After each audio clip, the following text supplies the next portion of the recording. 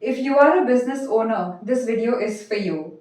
Hi, I'm Divyaa Advaani, an image consultant, etiquette, and a soft skills coach, and founder of the brand Suave U. On my channel, I discuss about various aspects of image consulting, image management, etiquette building, soft skills coaching, and a lot more. Do you have networking events to attend as a business owner and you have to communicate with a lot many other business owners and find synergies where you can work with different people, collaborate with them and grow together? In today's video, we are going to be discussing about three things that you should be doing at a networking event. First and foremost is about an icebreaker session. When you go into a networking event, there might be people who you might know from before if you've been a part of that group for a very long time. But if in case you are a new person who is stepping into that room, you might see so many new different people whom you would want to make a conversation with and want to know more about them. But the first and foremost thing that you need to remember is that you shouldn't just start talking about yourself out of nowhere. It is always advisable to know the other person first and then start talking about yourself when you are asked about it. In an icebreaker session, what you could do the best is that create the curiosity for the other person to know you. And how can that happen? You shouldn't just be going ahead and talking to those people, to the people you don't even know, and just talking about yourself.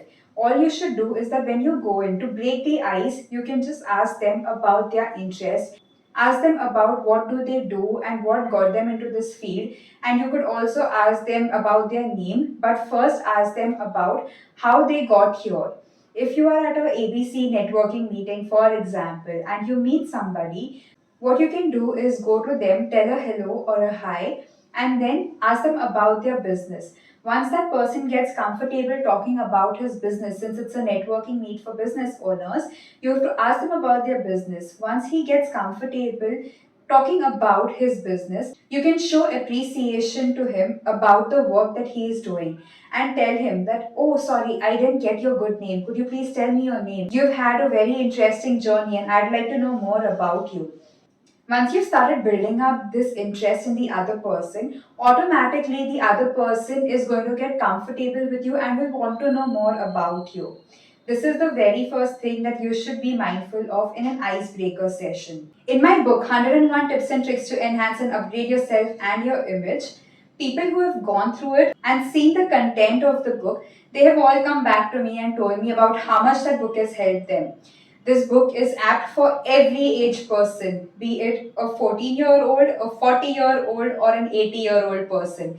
This book will help you think in a very different manner. If in case you're interested to purchase that book, I'll put the link in the description box below.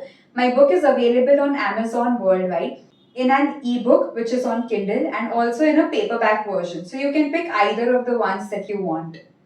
The second thing after the icebreaker session is your elevator pitch. You have to be a master at your elevator pitch if you are a business owner. It is very important to be able to explain your business in a span of 30 to 60 seconds. Yes, that quick. Why is it an elevator pitch? Is because the other person may or may not have the time to be listening to you entirely. What is it that you can do then? You have to be very precise with what you do, how you do, and for how long you have been.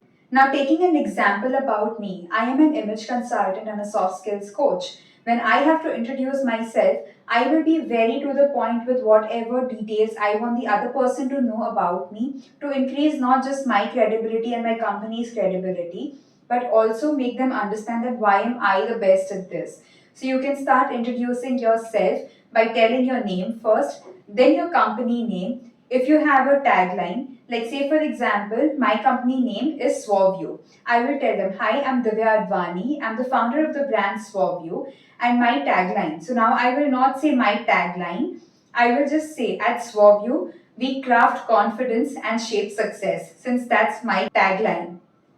So I will tell it in such a manner. At Swap U, we believe in crafting confidence and shaping success.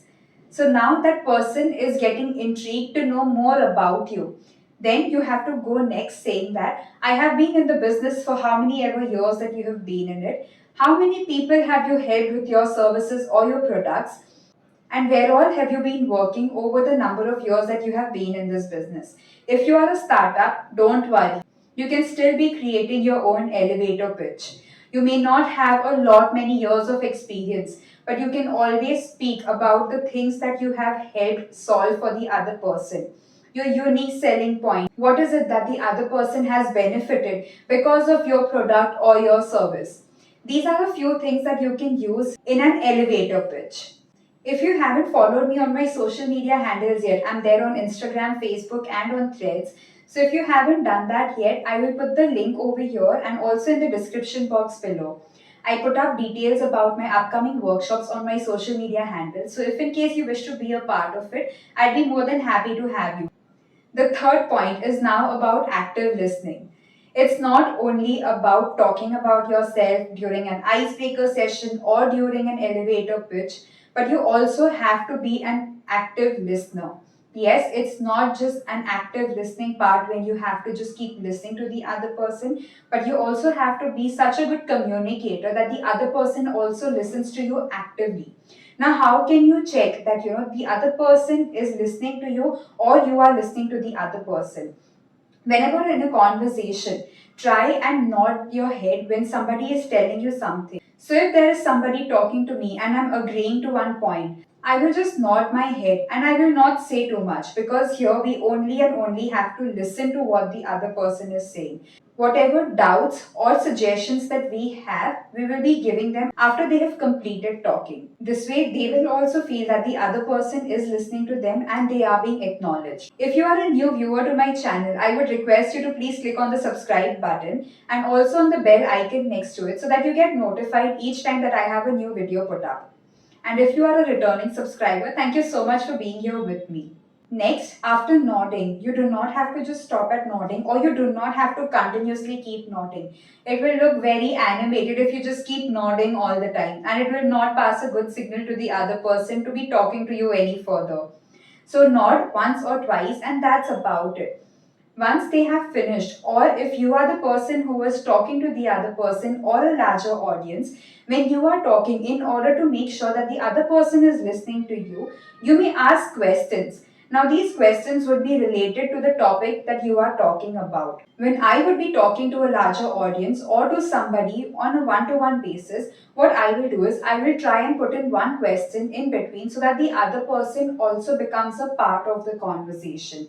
If it's a larger audience, what you have to do is you have to ask a question and ask the audience to be giving you answers or their suggestions or their viewpoints over the topic that you are talking about. But in a one on one conversation, you have to ask the other person a question that he would also think over and then want to respond to you. So, these three tips are very important in a networking event. When you are in a networking event, you're not just building your contacts, but you are building your relationships. So, choose mindfully and be very wise while choosing these relationships. Since you want to grow in your business, it has to go a long way, and your network is your net worth. So, be very mindful about who you select to grow with. For more such details, course enrollments, and appointments, you can log on to my website www.divyaadvanistore.com. If you've liked this video, I would request you to please click on the like button and share it with as many people as you can. It would be really helpful for me as well as for them. If there is any specific content that you would want me to make a video over, please put your suggestions in the comment box below. I read all the comments and I will be more than happy to make a video over that. Until I see you next, keep smiling, keep shining.